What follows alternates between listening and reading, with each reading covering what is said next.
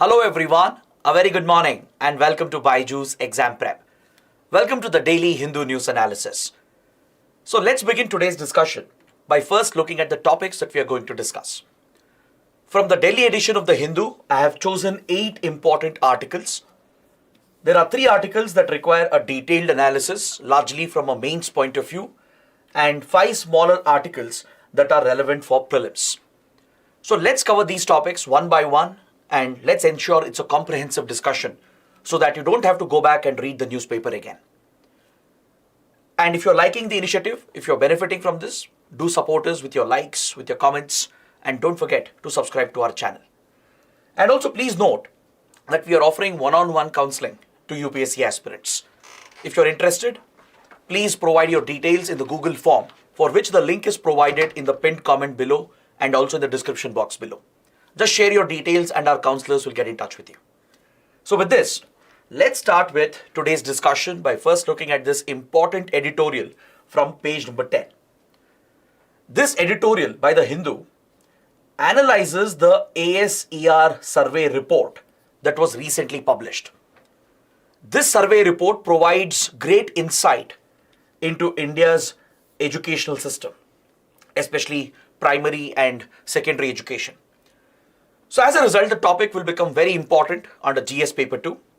So let's look at the context. Let's understand what this report is all about. We'll also look at the key findings of the report. And finally, we'll carry out an assessment regarding these findings. The ASER report stands for Annual Status of Education Report. It's one of the most insightful surveys conducted in India, and it's conducted by an NGO known as Pratham Foundation. This could be a possible prelims point. This report is not brought out by the government. It's brought out by a non-government organization that does some incredible work in the field of education known as Pratham Foundation. So the latest report for 2023 was published a couple of days ago. So that is why the topic is in news. This report provides you a lot of insight into key parameters with regard to our education system, be it foundational literacy amongst our school-going children, their basic numeracy skills, arithmetic skills, and even overall learning outcomes at the school level is measured and captured through this survey. Usually, this is a household survey.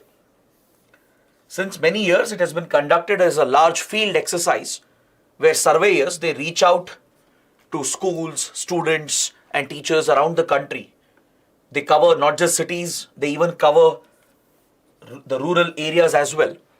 And they conduct a field level survey where there is a house-to-house survey conducted amongst a sample which has been chosen to measure the children's schooling status, to measure how many of them are enrolled, at what age are they dropping out from school, is there any gender disparity between boys and girls when it comes to school enrollment, what are their basic learning outcomes, how are they performing with regard to their age group and with regard to their gender. All these parameters are captured through this survey. But however, the survey was disrupted for almost 4 years because of the COVID-19 pandemic. As the pandemic broke out in 2020-2021, the household survey could not be conducted due to the lockdown restrictions and pandemic restrictions. So we lost crucial data for these couple of years. But however, in 2022, the survey was resumed, but it was a telephonic survey. Prior to that, it was just a telephonic survey. Only a phone-based survey was conducted. So field surveys were resumed completely only from 2022 onwards. So now it is the second edition that Pratham Foundation has brought out post the pandemic, where actual household surveys have been conducted. Because during the pandemic years, because of the disruption caused by the pandemic, only telephonic surveys were done, which may not give you the right data and the right picture. And also the pandemic era survey mostly focused upon the gaps in digital learning. As there was a massive switch towards online learning and online education, right? Again, due to lockdown restrictions, a major digital divide emerged amongst our students. those who had access to smartphones, computers and internet, they were able to easily make the switch towards online education. Whereas those who lacked digital literacy, those who did not have access to smartphones, computers and internet, they were left behind, creating a gap in our educational system. We saw a massive drop in school enrollment as well at the primary level and secondary level. So these aspects were captured by the telephonic survey. But however, field surveys were stopped for few years. It was resumed only in 2022. So that is the reason why the 2023 report becomes all the more important. Because after nearly 4 years, this report, which is based on household field surveys, it provides a lot of data, and especially it helps us understand the impact that pandemic has had on education in the country. If you look at the findings, it's very evident that the pandemic has disrupted education.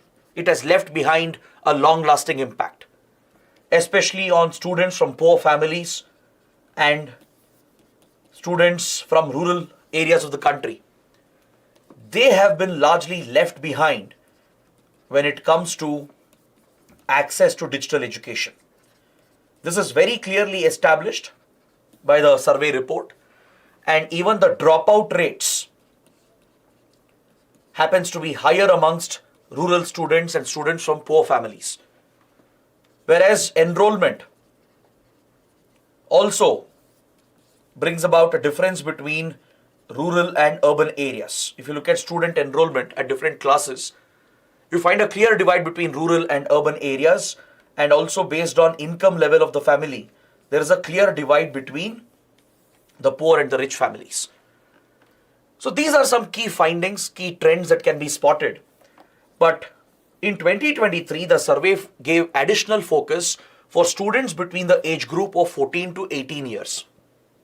Apart from prioritizing primary, elementary education, the survey has also focused upon higher secondary education and the enrollment parameters and the learning outcomes at the higher secondary level. This is what gives us a feedback about how India's education system is performing. If students are not able to develop foundational literacy, if they're not able to solve basic mathematical problems, if they don't have basic numeracy skills, if they can't read a sentence in English or even in their mother tongue, that clearly points towards shortcomings in the education system itself. It points towards flaws in the curriculum and in the quality of teaching that is delivered in most of our schools, particularly in government schools. So let's take a quick look at some of the important findings. I'll take you through the findings first. This will of course be a little factual, but these findings can actually help you in your mains answer writing.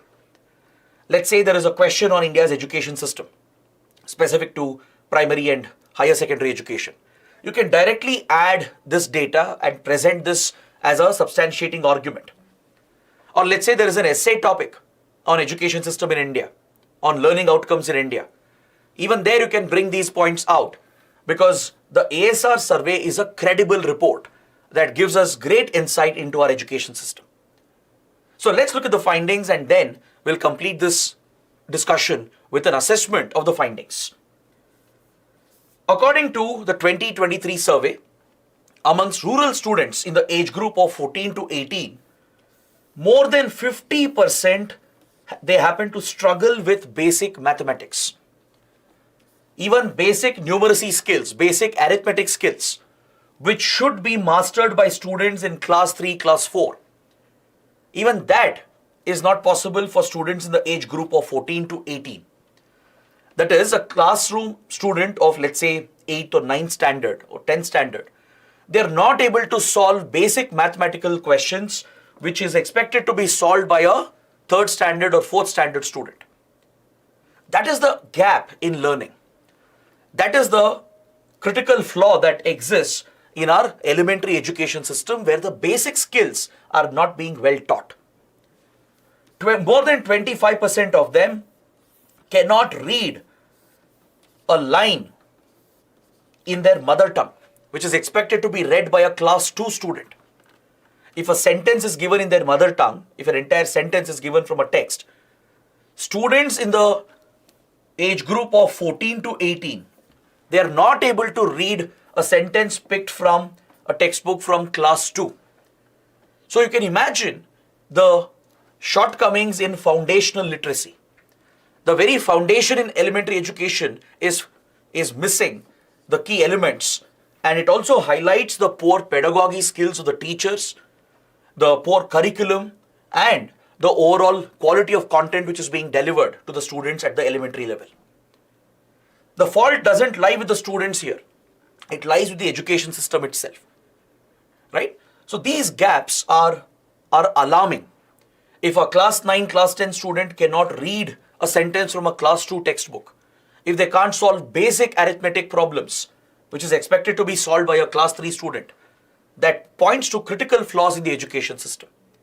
So that's why I told you, this survey report is of great value to policy makers and to practitioners in the field of education.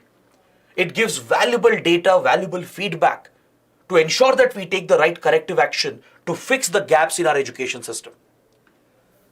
The report also highlights the gender gap, the gender divide in the Indian society, which is a result of the patriarchal nature of the Indian society, clearly reflects in our education system as well.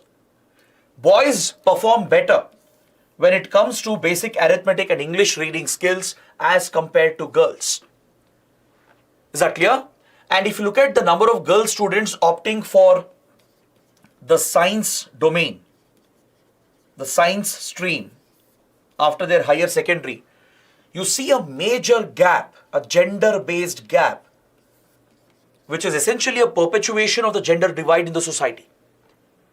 As the girl child is often discriminated at the household level within the family, and the boy child is encouraged to pursue further education, you see that impact at the school level itself, especially at the higher secondary level, where the girl students largely opt for humanities and other subjects, whereas more boys, a higher percentage of boys, opt for science-related streams, the STEM domain.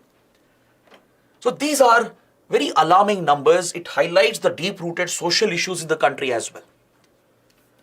The report says that 86.8% of students in the 14 to 18 age group, in the higher secondary group, are enrolled in the schooling system, which is a positive point. That is, almost 87% of our students in the 14 to 18 age group, they are attending schools. They have joined schools and they are attending them. This is a very positive point because only 13%, around 13%, have dropped out from the schooling system. This is a considerable improvement given the data that we had before, given the performance that we had before. But however, within this age category, there is a big difference. If you look at the 14-year age group, if you look at all 14-year-old students in the country, only 3.9% of them are not in school, which means the enrollment percentage is almost 96%, which is extremely good, which is almost ensuring 100% literacy. But however, if you look at this data for 18-year-olds, the dropout rate increases considerably to almost 32.6%. So look at the significant jump. It means between 14 to 18 years in their higher secondary, a number of students are dropping out from the schooling system.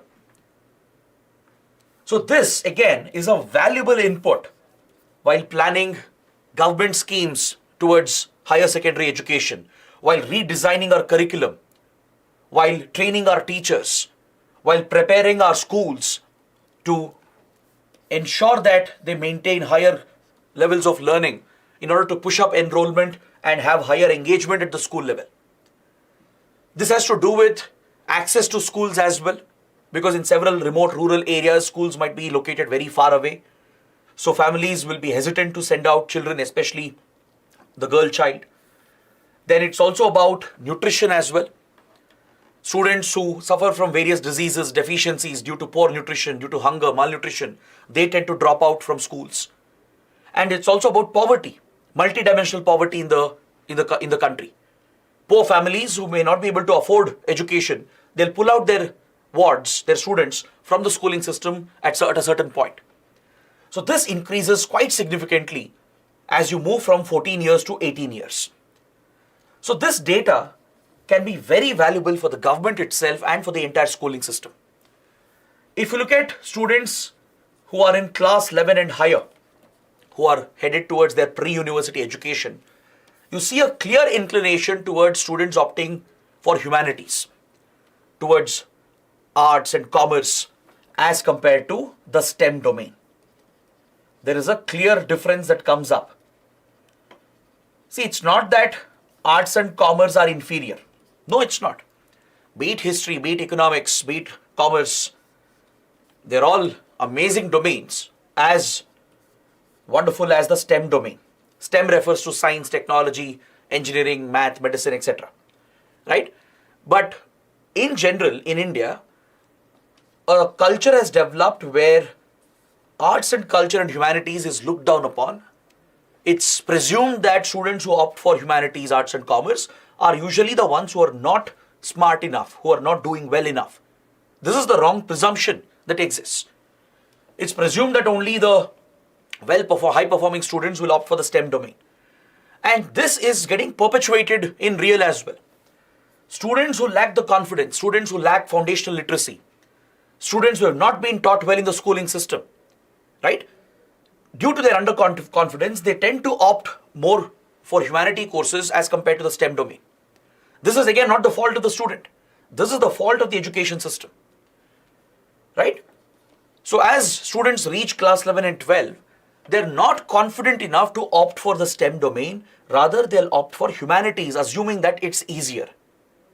In a way, this is what feeds that vicious cycle, which leads to the perception that arts and humanities are inferior to compared to the STEM domain. It need not be the case. But we see a higher inclination towards students opting for humanities, largely because they lack the basic skills. They're poor in basic arithmetics, basic numeracy, right? Basic science concepts are not well taught. They're not well ingrained into the students, which leads to this situation. And as I told you, if you look at the gender gap in the science domain, it is quite evident. Just around 28.1% of the girls in class 11 and above enroll for science streams in their pre-university education, compared to a higher percentage amongst boys. So this again shows the social issues having an impact on our education system, the gender discrimination in the society having an impact on the education system.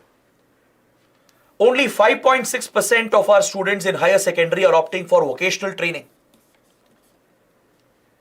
Is that clear? It shows that even though the dropout rate is higher, because by the time students reach class 11, 12, many of them would have dropped out, right? At least anywhere between 15 to 30% of the students would have dropped out. But those who are dropping out, they are not opting for vocational training, which means they'll never get employment skills. They will never develop the required skills to find some kind of employment. Only 5.6% of them are opting for vocational training. The rest are simply dropping out from the system and they enter the informal economy. So this is not good news for a country like India, which aspires to be a developed nation by 2047. We have the goal of Viksit Bharat. But the indicators, the parameters which are being measured, they present quite an alarming situation. And are also, for India to become a developed country, right? It's important to capitalize on our demographic dividend. We are in this golden period where India enjoys the demographic dividend. And if you don't utilize the human resource, if you don't educate them, train them, and make them employable, eventually this could become a much larger issue to manage. And also, the dependency on private tuition has kept on increasing as schools fail to deliver, be it private schools or even government schools. As they fail to deliver, there is a tendency amongst children and especially amongst parents to push children towards private coaching, private tuitions. This percentage has jumped from 25% in 2018 to 30% in 2022. So almost 30% of our school-going students are attending extra classes after their school hours, which means parents are spending more money as well, right? So this creates this vicious cycle which further undermines the quality of education in the country. Then coming to digital access, which is very crucial in today's world of online education, where online learning has become so critical, where most schools have switched to hybrid forms of learning, right? You have edtech platforms offering various hybrid options to learn, both offline and online. Digital access becomes very critical that determines one's ability to have access to good quality teachers and good curriculum and good pedagogy skills. But unfortunately in India, there is a disparity here as well. The survey shows that 90% of students, they have access to smartphones, they have access to internet, but a 10% gap is being noted here. 10% of them have no such access. Even amongst these 90%, not everyone will have access to high-speed internet. Very few will have access to high-speed internet. So clearly, those in cities, those from middle class or even lower middle class and upper class and rich families, they are able to access the internet and they are able to have access to digital education. But again, the poor are getting left behind. The poor are falling behind when it comes to access to online education. And all these students who are accessing online classes, online study material, they are not aware of online safety. This is another major concern because students will be sharing a lot of their personal data online. This could make them vulnerable to cyber crimes and cyber frauds. It could lead to breach of their privacy as well. Right? This could have a huge impact on their well-being, on their mental well-being especially. So it's important that we train and educate our children with regard to cyber safety, with regard to data safety as well, online safety measures that they need to adopt while promoting digital access to online education. See, the pandemic has established one thing very clearly. The way forward is hybrid education. Online learning is here to stay, offline learning is also here to stay. Because some experts were making or passing judgments during the pandemic that offline mode of learning will die. Online learning will become the dominant mode of learning. Others who were skeptical, they said that is not possible. Once the pandemic is over, online learning will die, whereas offline learning will thrive. But both these extremes have been proven wrong. The pandemic has clearly shown in India and around the world that hybrid learning model is the way forward, where there is a fine mix of offline mode of learning along with online learning, because both have their pros and cons. So hybrid model provides the best of both the worlds. But here the problem is the digital divide, the lack of access to smartphones, high-speed internet, the lack of digital literacy, and the lack of awareness among students about online safety standards. So these are some concerns being brought out by the survey, and it establishes the trends in India's education system. In final assessment, we can say that it's very clear that our school-going students, they are lagging behind in their foundational literacy. Why is this important? Foundational literacy is very critical because even the National Education Policy, which hopes to reform and revolutionize our education system, has given utmost priority to promote universal foundational literacy, to ensure that every child in the country, right, who's attending schools, should develop foundational literacy, basic literacy. That is the ability to solve basic problems, the ability to read basic sentences. This is what we call as foundational literacy. Having those basic numeracy skills in primary school is absolutely critical for further stages of learning. As a student enters higher secondary, right, without foundational literacy, they won't be able to perform well. That is where their performance gets affected, their learning gets affected, and eventually they drop out from the schooling system. Or they opt for other courses and they stay away from the presumed challenging courses, right? So under National Education Policy, there is a goal to ensure that there is universal foundational literacy and numeracy in our primary schools by 2025. But the data clearly shows we are far behind the target. We are unlikely to achieve universal foundational literacy and numeracy by 2025. So this is one very clear trend which gets established by the report. But there is some hope as well because the government is carrying out some targeted interventions. Through the state governments, Nipun Bharat Mission is being implemented in the education sector to promote foundational literacy and numeracy. And almost every state has shown progress in this regard. Compared to previous years, today in the schooling system, you will find better learning outcomes. There is greater focus on conceptual learning. There is focus on quality of teaching, quality of pedagogy, the pedagogy skills of the teacher as well. There is focus on recruiting quality teachers, which all plays a crucial role in the learning outcome of a child. So states have done better compared to before, and there are some targeted interventions like Nipun Bharat Mission. But however, we can't ignore the fact that after class 8, that is as a student transitions from primary elementary education to higher secondary education, there is a major gap which is coming up. The dropout rates are increasing. Enrollment numbers are falling. Even though broadly enrollment has increased, the dropout percentage is still very high. And the pandemic has caused such a big disruption that dropout rate has gone up in the last few years. It's an established fact. So it clearly shows that there is a need to revisit our curriculum. In some cases, the curriculum itself might be very ambitious, or students are not being prepped to deal with the ambitious curriculum. Right? If students don't have foundational literacy, if they're not good in basic literacy skills at the primary level, how can you expect them to deal with an ambitious curriculum in higher secondary? That will overwhelm them. It will make them underconfident. Right? So this is something that needs to be addressed, and it's very important to note that India took a major step in 2009 when the RTE was enacted under the then Manmohan Singh government. Right to education was guaranteed as a legal constitutional right. And this right, even though it aspires to provide universal access to education, at least until class 8, and by and large we have achieved this target as well, because enrollment numbers till class 8 is very high, almost nearing 100%. But however, the quality of education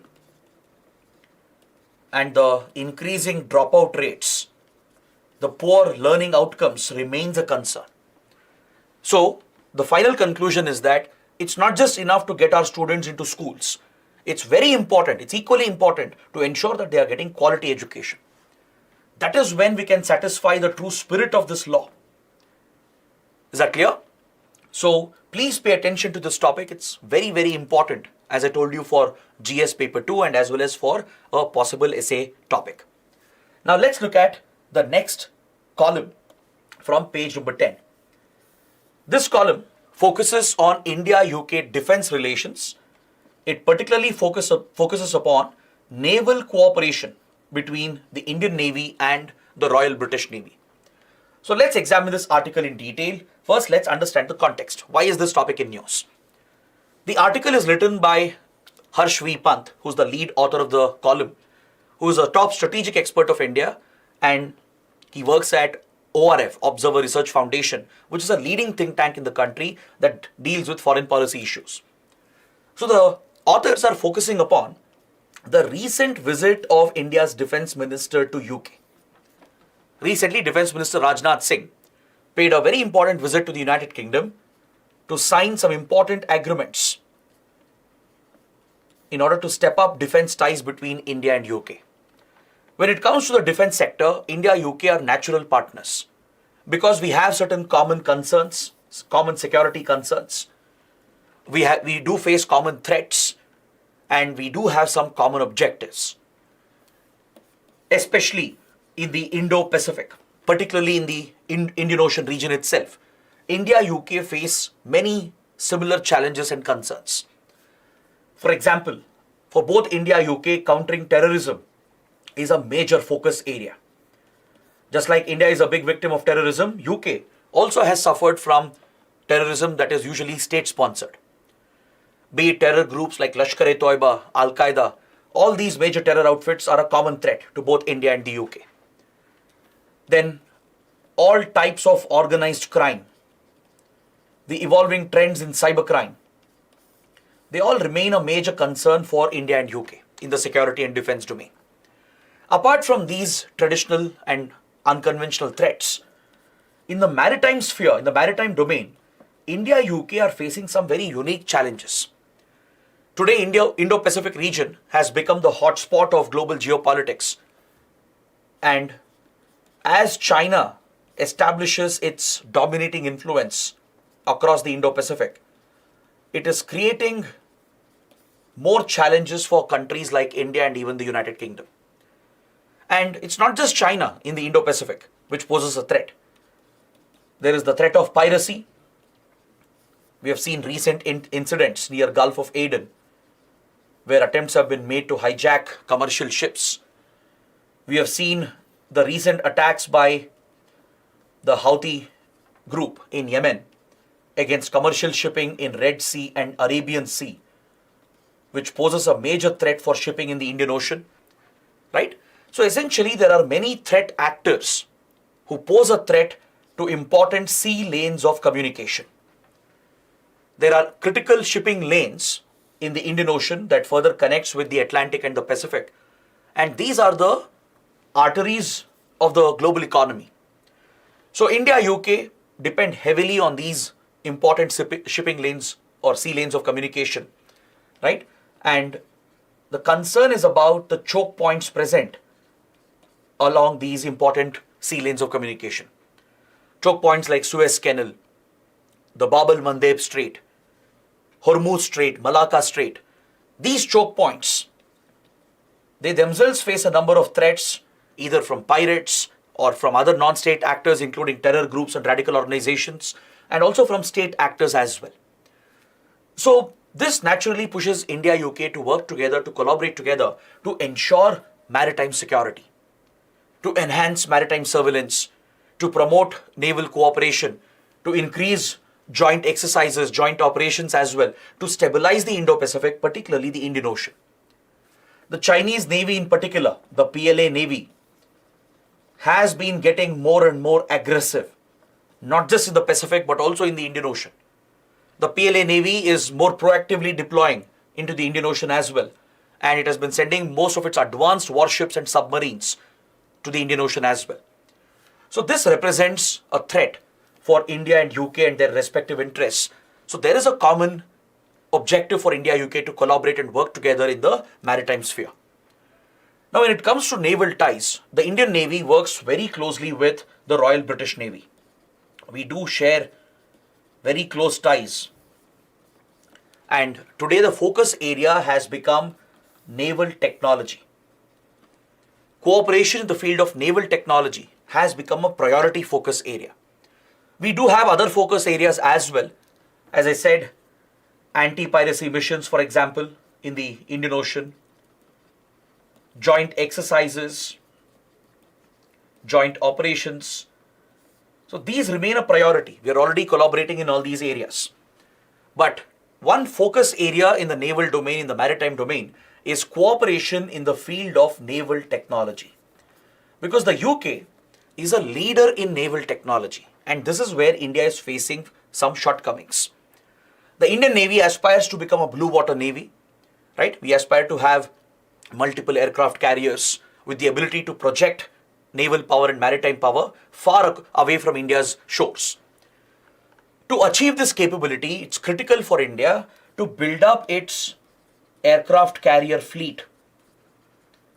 It is also critical to build up our fleet of surface warships, be it missile destroyers, stealth frigates, and other vessels which are needed to project maritime power thousands of nautical miles away from the coastline.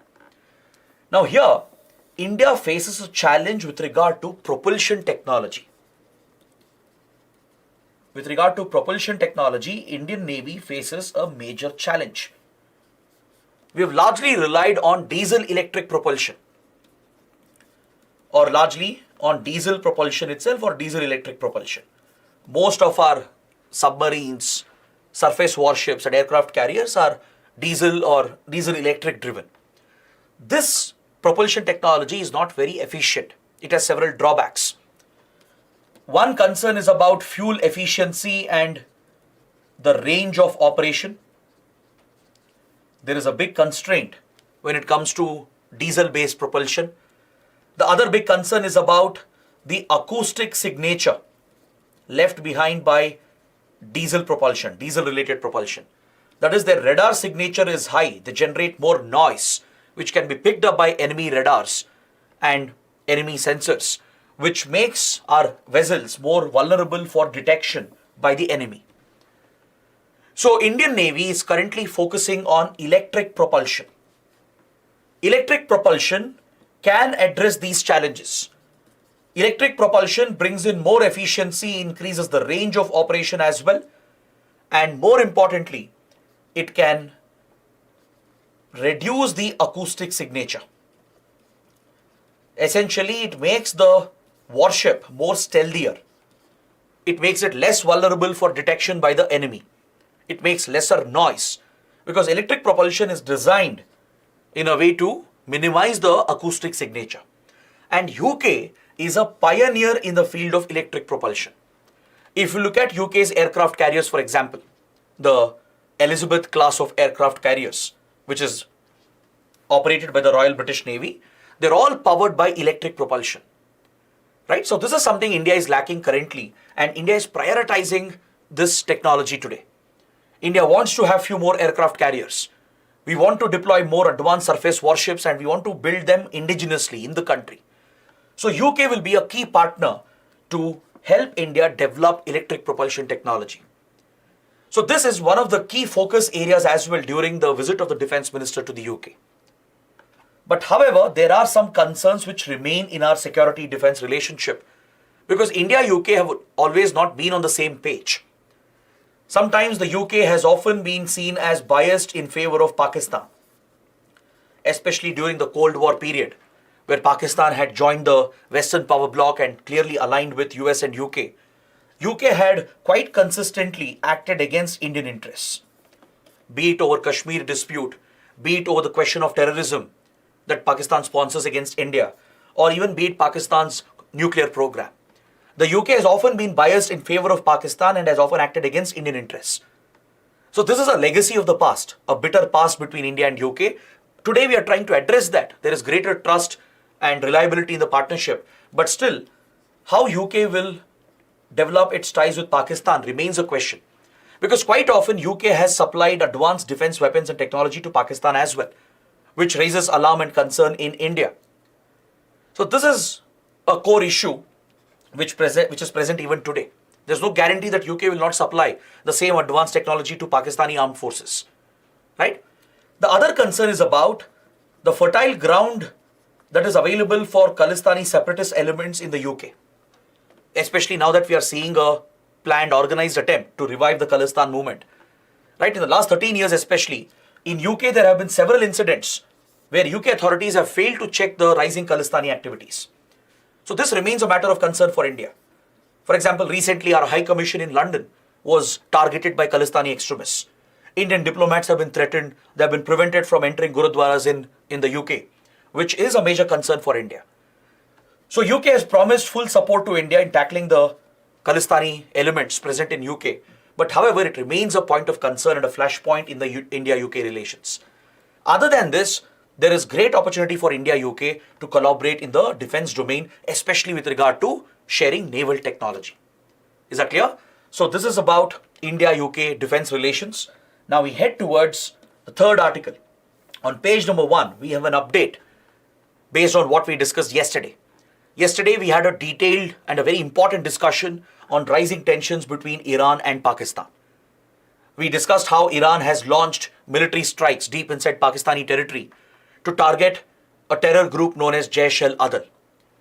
So obviously, Pakistan had criticized and condemned such military strikes on its territory. It is in breach of international law.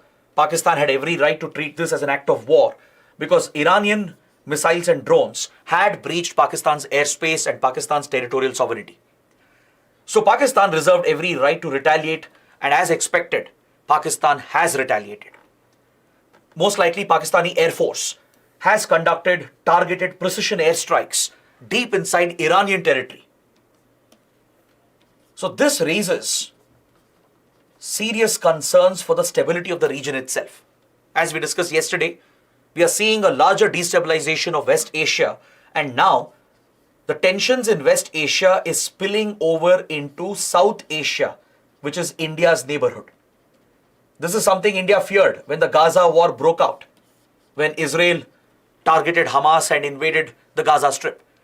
So this regional conflict has spread and the tensions have spread, and we are seeing the worst case scenario developing right in front of us. So as Iran targeted Israeli-American targets in Iraq and Syria, almost simultaneously it launched attacks into Pakistan, saying that a terror group called Jaish al-Adl, which is sheltered in Pakistan, it has a safe haven in the Balochistan region of Pakistan. This group was hit by Iran, as this terror group targets the Sistan-Balochistan region of Iran. Now please understand, the Balochistan region, the region where the Baloch people can be found, it's found both in Pakistan and Iran as well. The Baloch area stretches from Pakistan to Iran. So in Pakistan, you have a set of Baloch nationalists who are fighting against Pakistan itself. And there are a few other Baloch groups that fight against Iran. So Jaish al-Adl, which is sheltered by Pakistan, is one such group that targets Iran. It is seeking the liberation of Sistan-Balochistan province. Now, Iran reserved the right to retaliate against this group, as Jaish al-Adl has carried out many major attacks against Iranian security forces. So now Pakistan, which has retaliated, it has launched precision airstrikes using missiles, drones and loiter ammunition. Most likely Pakistani fighter jets were used. They wouldn't have crossed the border, they wouldn't have entered Iranian airspace, but from Pakistani airspace itself, they would have fired these missiles and loiter ammunitions, which have hit several targets in Iran, and almost 9 people have been killed. So whom did Pakistan target here? Pakistan has said it has targeted Baloch groups such as Baloch National or Baloch Liberation Army and the Baloch Liberation Front, BLA and BLF. How are these groups different from Jaish al-Adl? They are different because these groups are sheltered largely in Iran and also partly in Afghanistan. And they target Pakistani state. They want to liberate the Balochistan region of Pakistan. Is that clear? So please understand this primary difference here. So there are 2 factions of Baloch militant organizations. There is one outfit called Jaish al-Adl sheltered in Pakistan targeting Iran. It is seeking the liberation of Sistan-Balochistan. Iran keeps accusing Pakistan of sheltering this group. So that is the group Iran targeted in the initial military strikes. Now Pakistan, which has retaliated, has targeted other Baloch groups such as the Baloch Liberation Army, Baloch Liberation Front, which find shelter in Iran and Afghanistan, and they target Pakistani state. They are seeking the liberation of Balochistan region of Pakistan. So Pakistan has said these were legitimate targets. And Pakistan, which treated the Iranian strike as an act of war, has retaliated.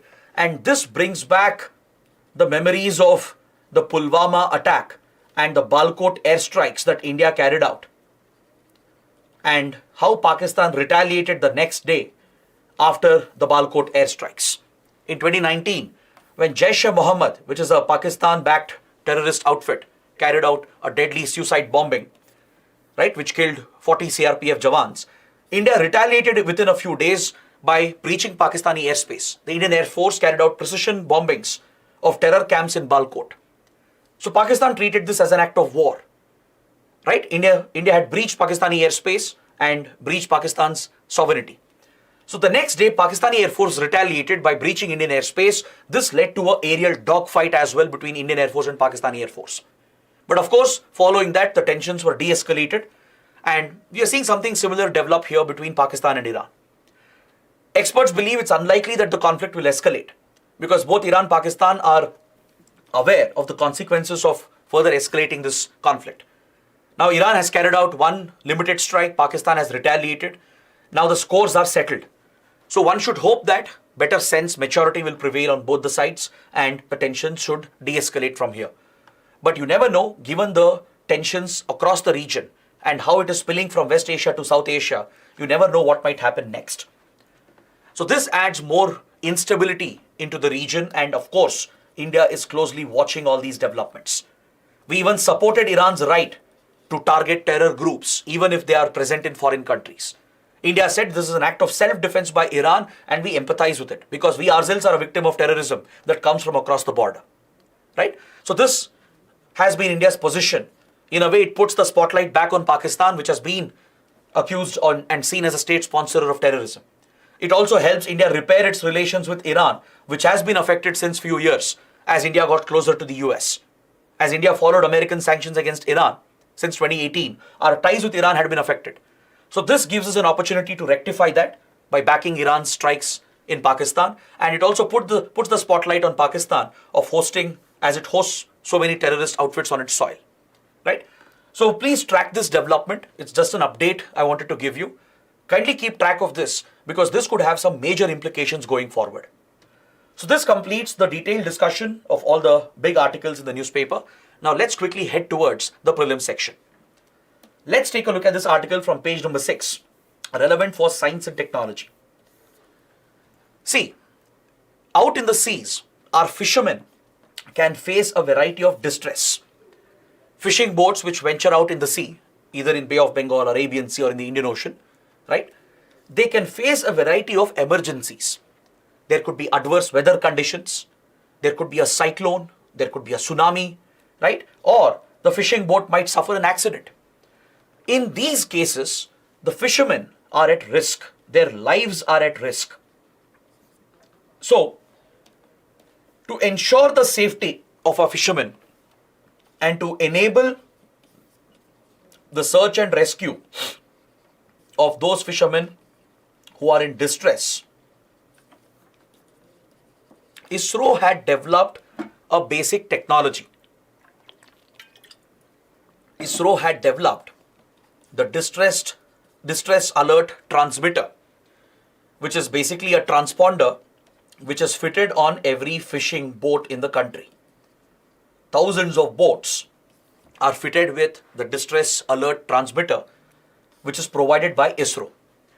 Once fishermen face any kind of emergency, be it a adverse weather condition or a cyclonic situation or a tsunami or any other emergency situation, they hit the distress button, which sends a alarm.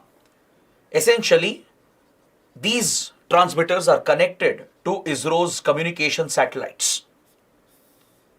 Satellite-based communication is used to ensure real-time and reliable communication. So a distress signal is sent out through satellite link, through a communication satellite link, and the distress signal is received at the Indian Mission Control Center, which serves as the command control center for any fishermen who are in distress. Once the distress alert is received, the identity of the boat and its location is received here. That is what the signal will transmit. Once the distress button was hit, it would transmit the location of the boat and the registration number of the boat, and it would be received at the Indian Mission Control Center, which is like the headquarters, the command control setup to deal with emergency situations in the sea. These alerts would be then dispatched to the maritime rescue coordination centers, which are operated by the Indian Coast Guard. The Coast Guard is primarily responsible for such search and rescue missions in the seas. Is that clear? The Coast Guard has the primary responsibility to conduct search and rescue operations to rescue fishermen who are in distress or to help any ships, not just in India's territorial waters or even in fact beyond that, even in international waters.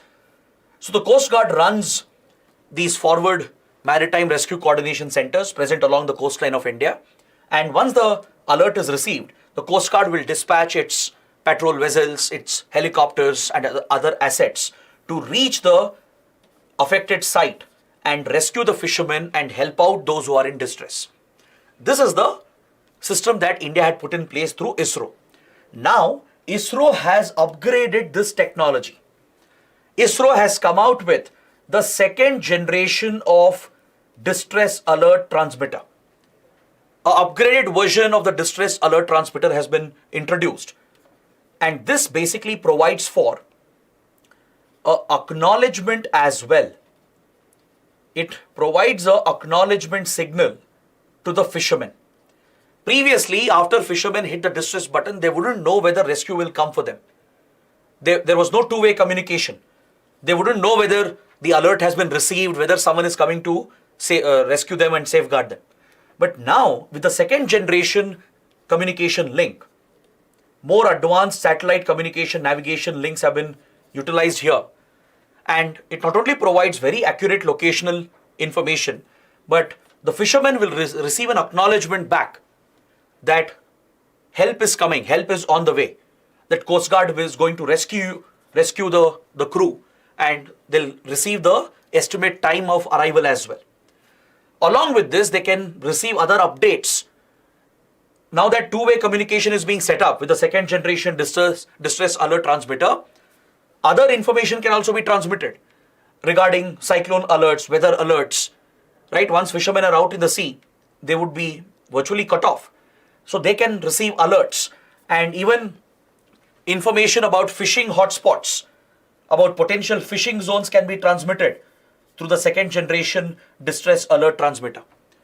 So this is why the upgraded version by ISRO is very important, and it does play a big role in aiding fishermen, not just in helping them in getting a better catch, but also in providing weather alerts and also giving them acknowledgement when they hit the distress button. When they are asking for rescue, they get an acknowledgement, it reassures them, it in a way guarantees them that help is on the way, that Coast Guard or Navy is going to reach them and they will be rescued. Next, on page number 14, we have an article referring to sub-categorization of scheduled castes. As you know, SCs in the country are provided reservation under the policy of affirmative action in order to socially uplift the community, because for centuries the scheduled castes have been oppressed and discriminated under the oppressive caste system in the country. So right from the introduction of the constitution, special provisions were provided, right? There was a positive discrimination given under right to equality under Article 15, Article 16, through which the government could provide affirmative action for scheduled castes. But however, this policy of reservation and all the other welfare initiatives that are targeted towards SCs, it has benefited only few communities within the SC category. See, in India, there are around 1,200 SC communities which are notified by the Government of India. 1,200 scheduled caste communities.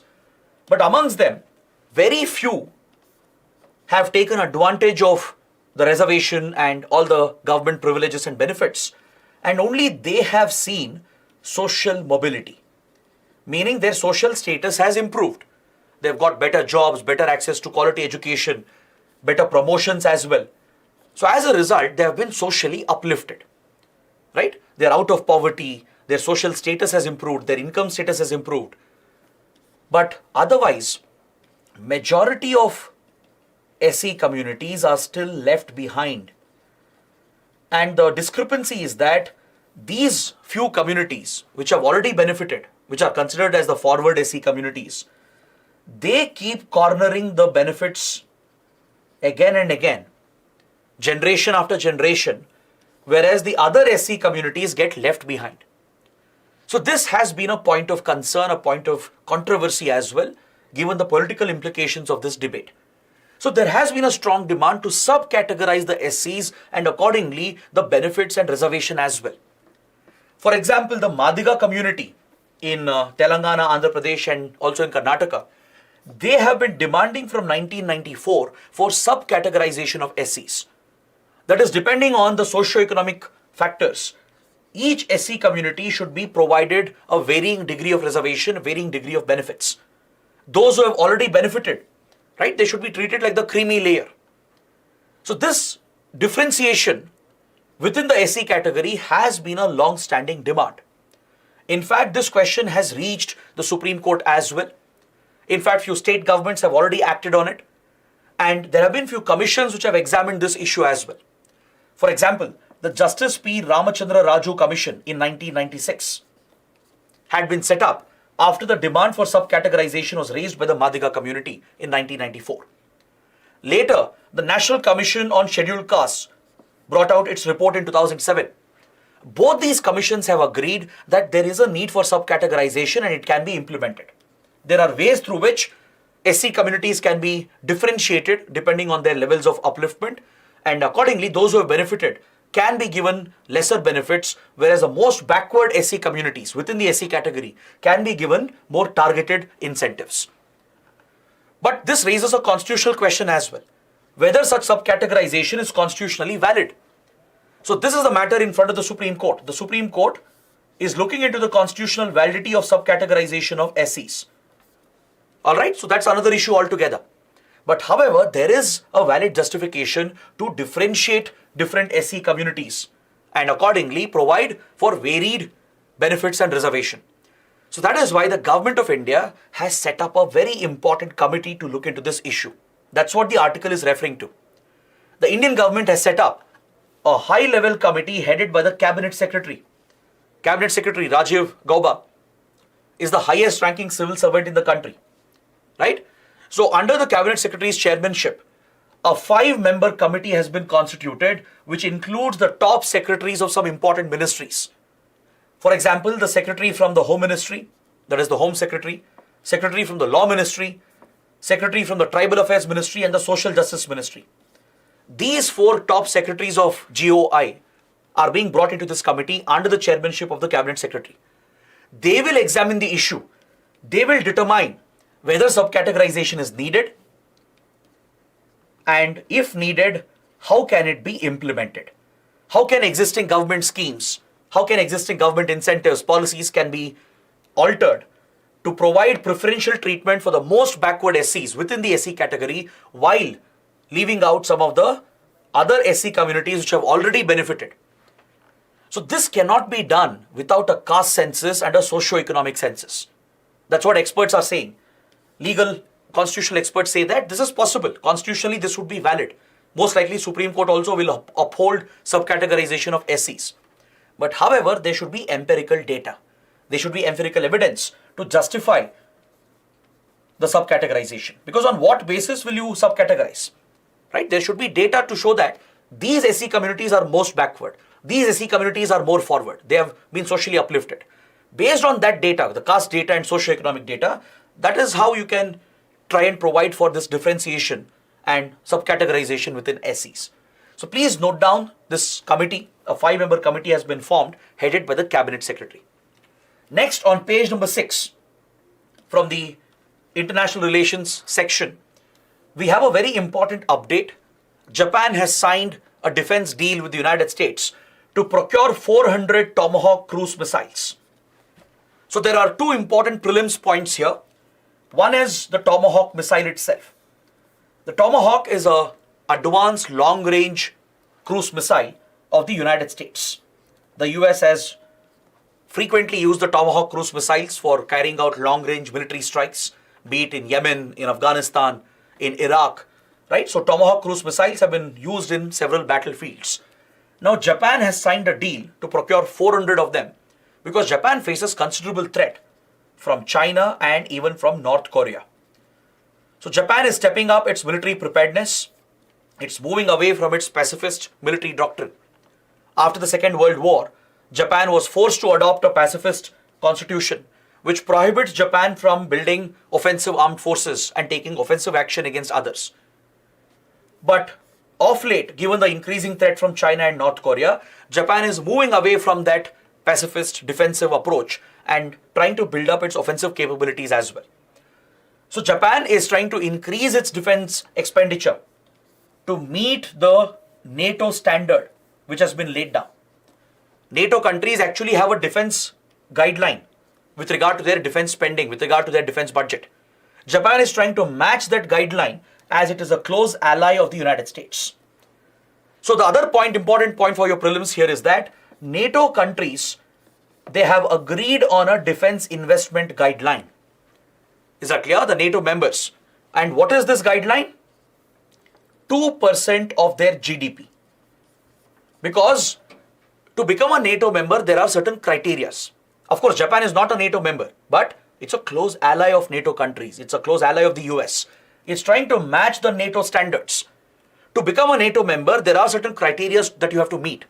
Country has to be a democracy. NATO doesn't accept autocratic countries. The country should have rule of law, democratic rights, human rights, and more importantly, it's defense preparedness. A NATO member, right, even a potential NATO member should have certain military capabilities.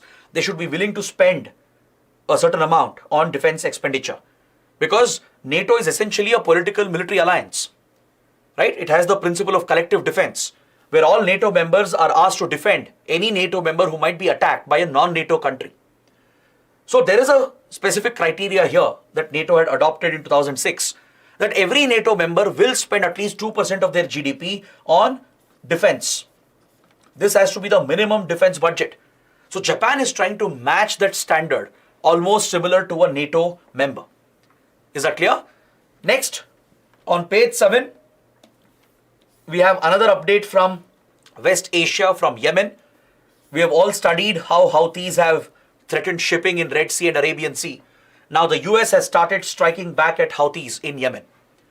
US and UK had jointly carried out targeted military strikes in Yemen, and now the US has redesignated the Houthis as a terrorist outfit. See, Houthis, as you know, is a militia sponsored by Iran. Understood? But previously, US had designated Houthis as a terrorist outfit.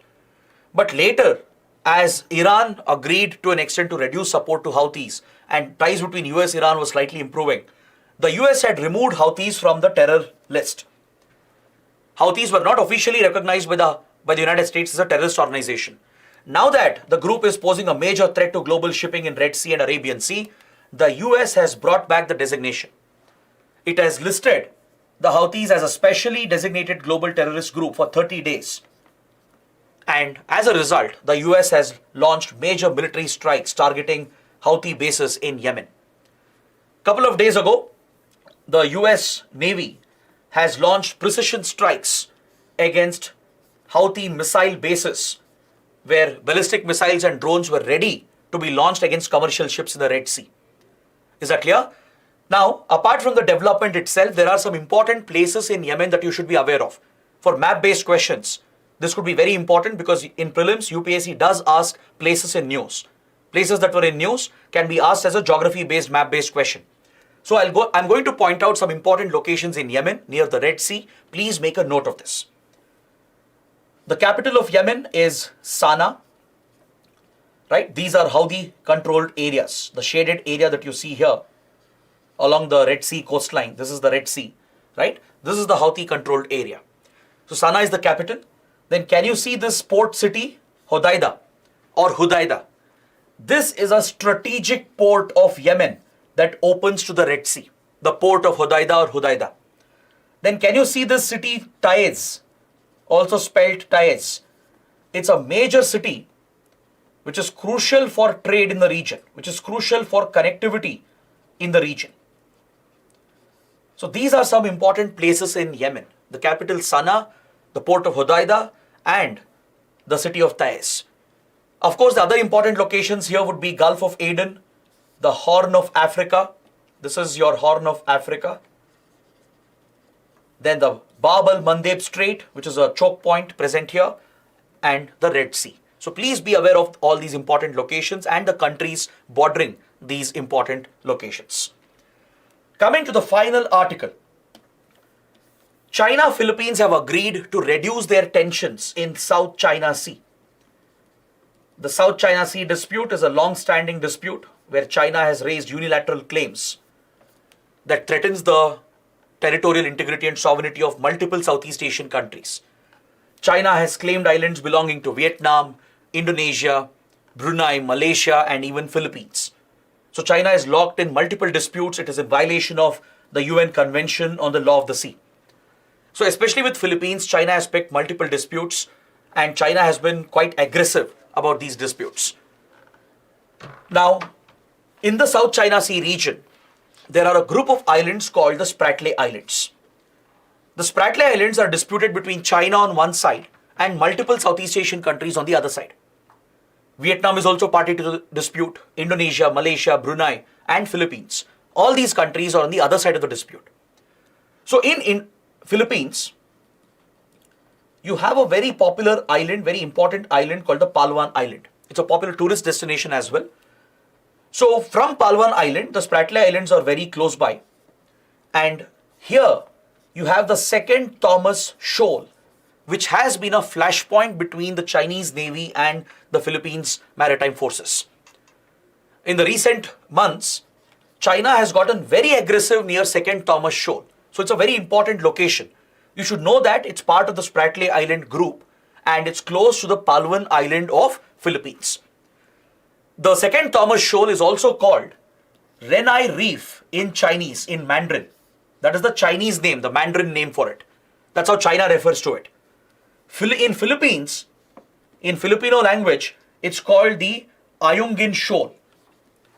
Whereas the US and the world refers to this as the Second Thomas Shoal. So please remember the three names. Please know that it refers to the same shoal which is disputed here between China and Philippines. Chinese Navy and Coast Guard, they often get aggressive against the ships of Philippines. They've targeted them as well by firing water cannons, by trying to sink the fishing vessels of Philippines. And Philippines has alleged that this is a violation of international law because China is disrupting freedom of navigation. Freedom of navigation is guaranteed under UN clause, but China is disrupting it. So of late, these tensions had gone up, clashes had broken out. Philippines also has tried to build up its defenses. It has signed a deal with India to procure the BrahMos cruise missile, which can play a big role in the maritime theater, right? So tensions were increasing over the last couple of years, but now China, Philippines have agreed to reduce the clashes and tensions, particularly near the Second Thomas Shoal. Now, apart from this, China, Philippines have few other disputed areas. Can you find out the names of a couple of other important islands or shoals or islets and mention that in the comments, which are disputed between China and Philippines? So this completes my discussion for today. Please take down the mains practice questions, write an answer to this. It's all based on what we have already studied. So please let me know how the session went. I hope you guys liked it. Drop in your comments, press the like button, and do share the video with other aspirants as well. That is it from my side. All the very best. Thank you for watching. We'll see you again.